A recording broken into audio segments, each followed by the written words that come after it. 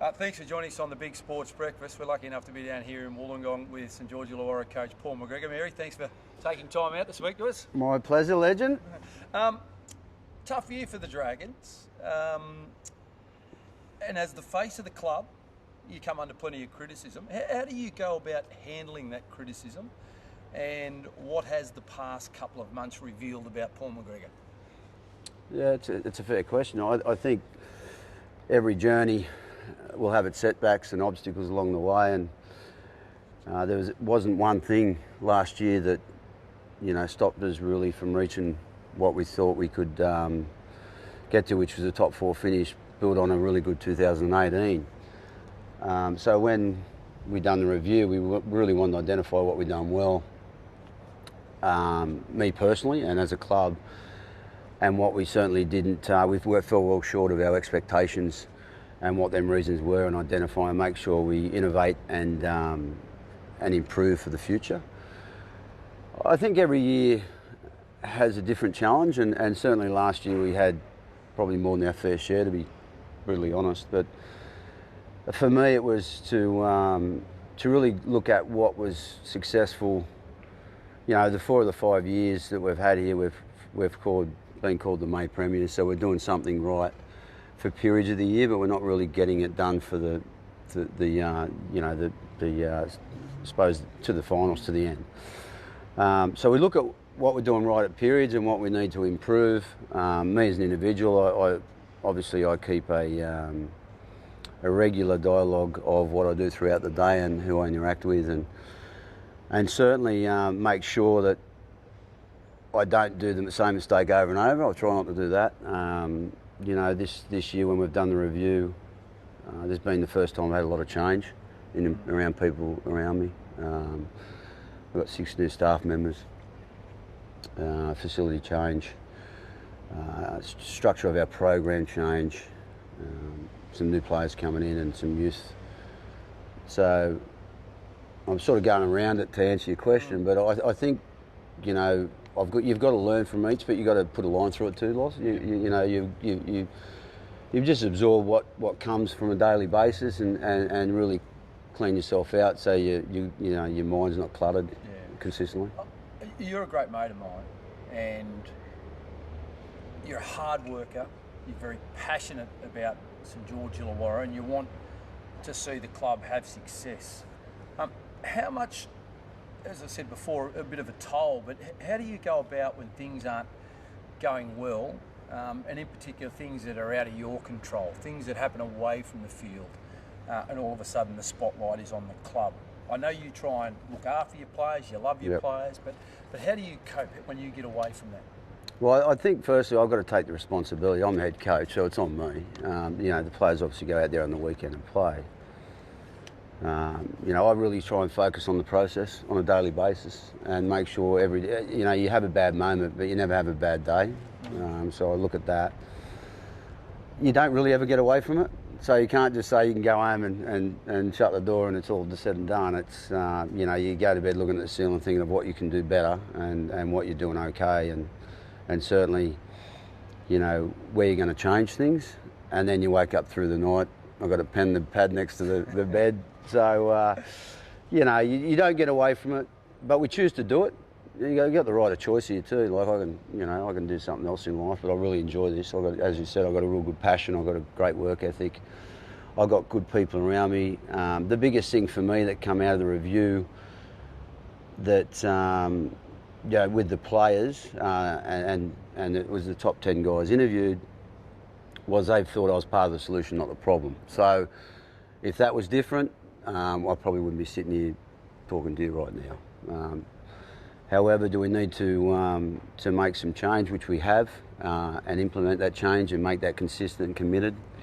So I don't have to go home and look at that ceiling every night, certainly. But it's all in the fun of the sport. Like it's a great game. It is a great game. What about when you hear the word culture? Because people throw culture around, and I've always believed there's a winning culture, there's a losing culture, and that stems from how many games you win throughout the season. But if I was to ask you what the Dragons culture is or was, what would you say? Well, we've actually put a new person on that's in this space, but a culture is a standard of values and behaviours that you believe in. Like, so what you allow to happen in your organisation and what you don't allow is a behaviour, and it's either a good or bad one.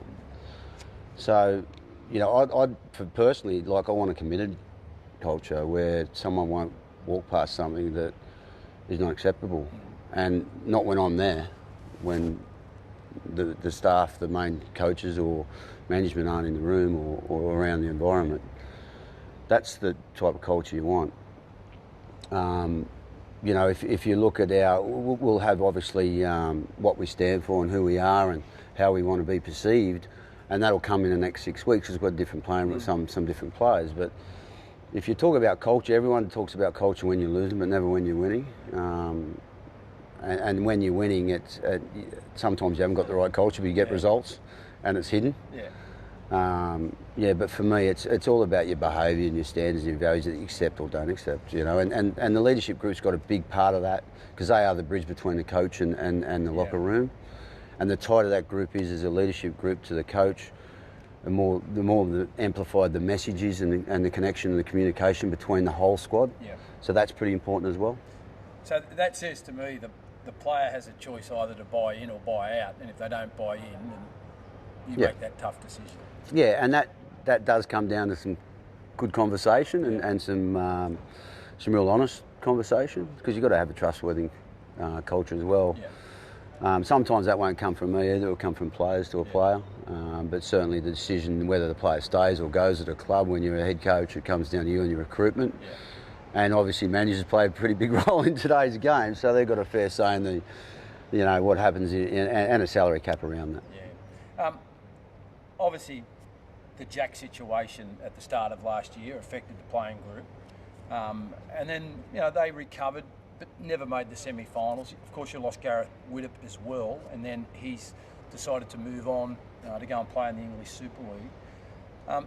Depth-wise and replacement-wise for Gareth, one of the questions we get asked all the time on our show is the depth. The Dragons, they haven't got enough depth in key positions. Well, what would you say to that? I reckon it's pretty fair. The start of what happened last year is a little bit before Jack, and that's yet to be resolved, and that's still an issue at the moment, but it will be sorted out before the start of the year. The biggest thing for me last year was Gareth deciding to go back to England, and instead of looking for some handy outside back replacements with the money we had left over, we looked for a replacement for Gareth a year earlier. So our roster sort of got shifted a little bit in what's happening in the future instead of what is happening in the present. So that really hurt. Although we got Corey Norman, who I see is an extremely good player, but he was playing in a position which he preferred to play 6. Then we had the Jack DeBellin situation. Then Gareth got injured in round 2, and then we had 6 broken bones after it. So our depth definitely got challenged more than any other year last year.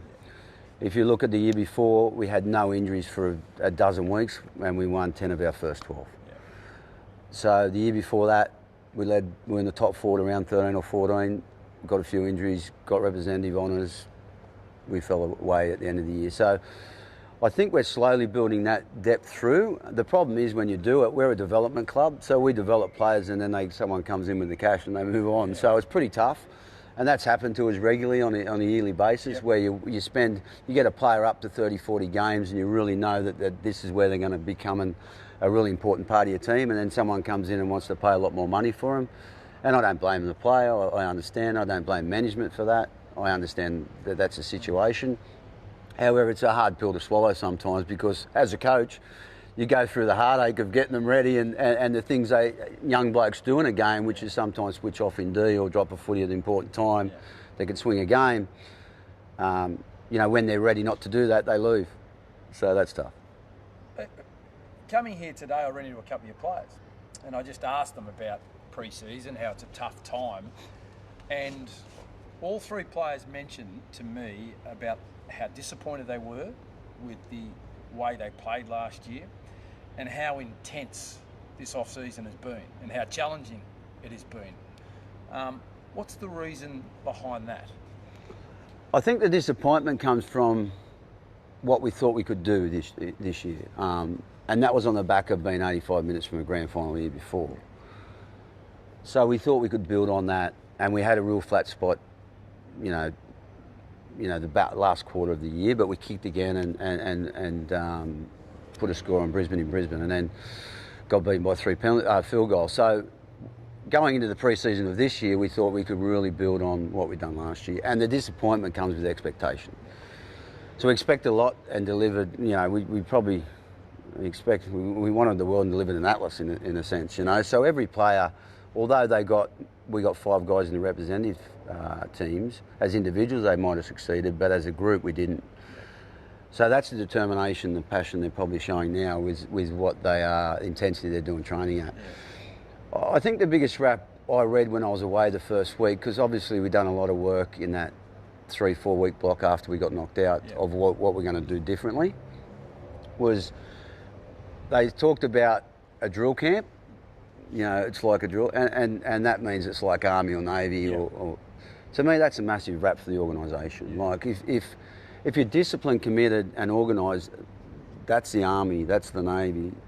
And if we come to work and we do that as a group of men, and we value why we're here, and we're passionate about it, and we're committed, and we've got the right attitude, because you get a choice of all them things. You don't need talent for any of it. Yeah. It goes a real long way for us to succeed. Yeah. And I hope they carry that pissed off feeling with them, because it's pretty important, when someone's in front of you and across that stripe, that you've got it inside you. Yeah. And talking about pissed off, a lot of the Dragons supporters, they are pissed off because it's a famous club and they want success. How will they be feeling, do you think, 6 rounds into the competition next year? Well, that I can't say. I obviously can't look in the future, but what I will say is that they'll be watching a committed team every week. And if the players aren't committed, they won't be chosen. And I thought at different stages of this year, although they showed commitment throughout the game, they weren't consistent commitment throughout the 80 minutes. So we've got to really work hard on that. We can make changes because we've got a few positions that are different than we had last year. With Gaz moving, a lot of our, and Jack possibly being back, a lot of the structure we built over the last 3 and 4 years was around Gareth and was around Jack, because Gareth's a world-class player, so it's really important you really identify what the team needs around Gareth. So we brought Ben Hunt to really work with Gareth in that space. And then we lost him. Jack's really our glue in the middle, where our link in our shifts. He's our ball playing forward. He's an origin forward. So we're obviously going to play a way that we're not relying on them 2 guys, which is totally different than what we worked for a few years. So there's going to be a different approach to the game, and certainly defensively, we really took a couple of steps backwards last year. If the year before we had an intent, we had line speed, and we were there for one another, and I don't think that was the case. So we've got to get our D right, and we'll change the way we play, and after 6 rounds, people can judge then. But we've got to get to them 6 rounds before people start judging, because, as you said, we've got a strong fan base, and I understand our fan base because I'm part of the history. The history before me was a lot more stronger than the history since the joint venture, obviously with the 11 premierships in a row. But I know that history and I understand it, but that is the past, and we've got to look forward to the future, and it's a different game today in what you can control and not control around salary cap and management and the media coverage and all that sort of stuff. But we've got a lot of good supporters, mate. I know sometimes they're frustrated and they get loud and they're not happy. Although I don't enjoy hearing it, I sort of can understand it.